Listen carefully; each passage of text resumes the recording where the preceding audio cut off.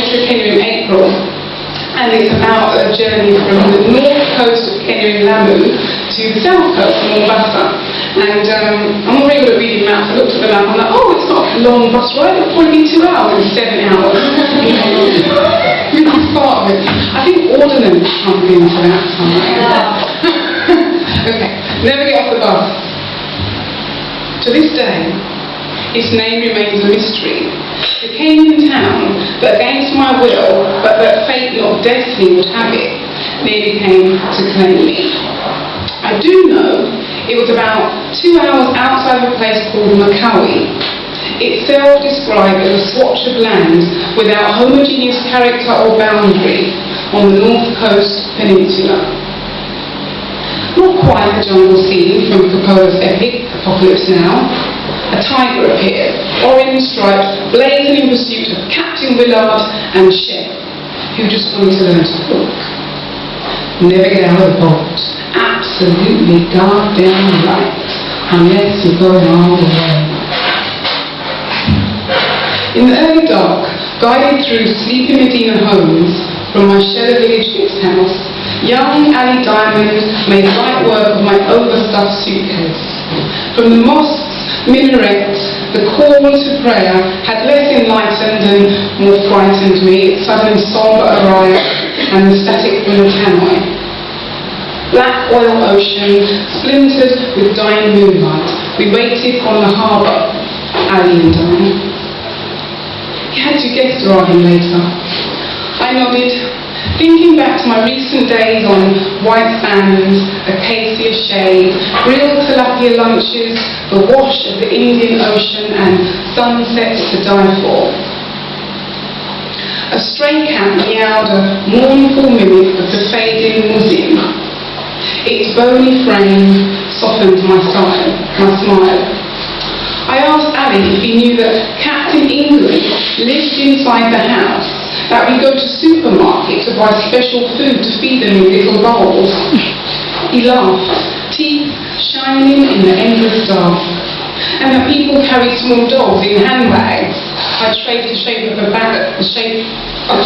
the bag shape in the open air and mimed carrying a sling full of canines. I laughed as well at the ridiculousness of my country. Assalamu alaikum.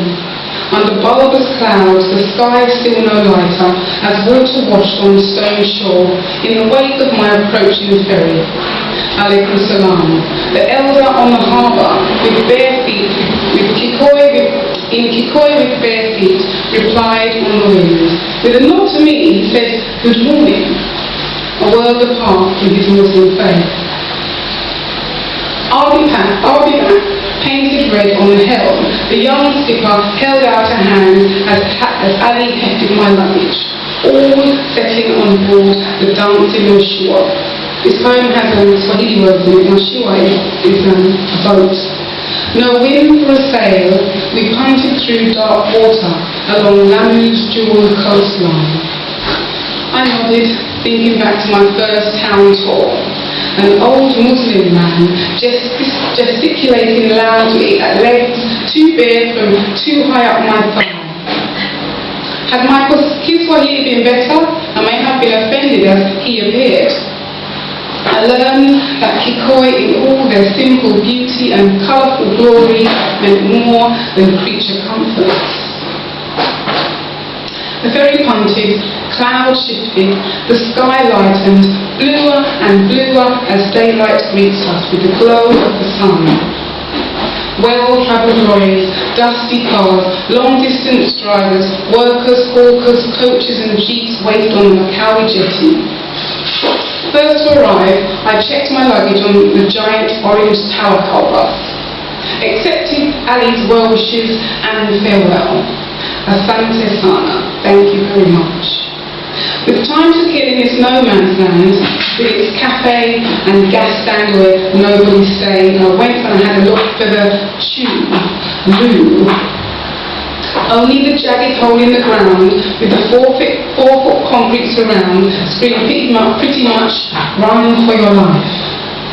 Back in my seat on the bus, I said a prayer before contemplating the quiet and the Coca-Cola crates in the aisle. It was 7:14 a.m. when the bus filled suddenly and left promptly at 7:15. It wasn't long before I really needed a pee. I sat in my window, accepting the free massage courtesy of the untarmac roads, and tried not to focus on my distended bladder. Town passed after town, after spaces and savannas, until I could no longer hold on. The passenger to my right assured me of a bathroom break at the next stop, where I made my way to the front. I waited while a large lady, malevolence in her eyes, was hauled in from the pavement up onto the aisle. I waited for the operation to complete, got off the bus, eased my way through the scrum of bottled water for sale in hand, cake in small plastic bags, mystery sweetmeats wrapped in brown paper. I dodged the confit-covered head with squawking chickens in his grasp, and ran in the direction of the finger pointing towards hospital, where women draped in lençol, huddled in hijabs, held infants twisted into picoys, expressions dour in the outdoor waiting room, where I stand asking for the toilet in my glaring accent. All now nobody answered me, so I followed my nose to the back of the building, where there again was the holding the ground that my assimilated sensibility could not earlier confound. I squatted and peed for England. Kenya.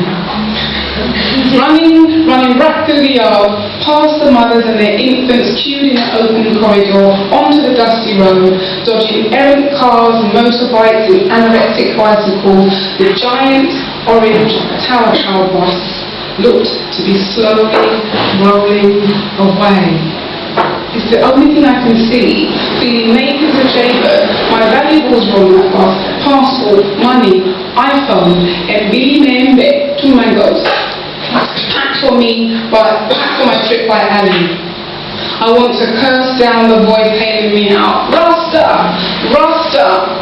But I'm getting ready to chase down this bus when the men cease calling, realise my plight, and instead start upholding the bus. Now where? Now where? Wait! It's still moving when I jump on. I'm breathing quite quickly, heart pumping, quite calming, God grateful relief, and walk back to my seat. I barely glance at my neighbour and his misinformation. I'm already too hassled, so I don't ask at what point he would have raised the alarm. Picking up speed, the bus rolls in time to the rhythms in my mind. Never get off the bus. Never get off the bus unless you're going all the way. Thank you.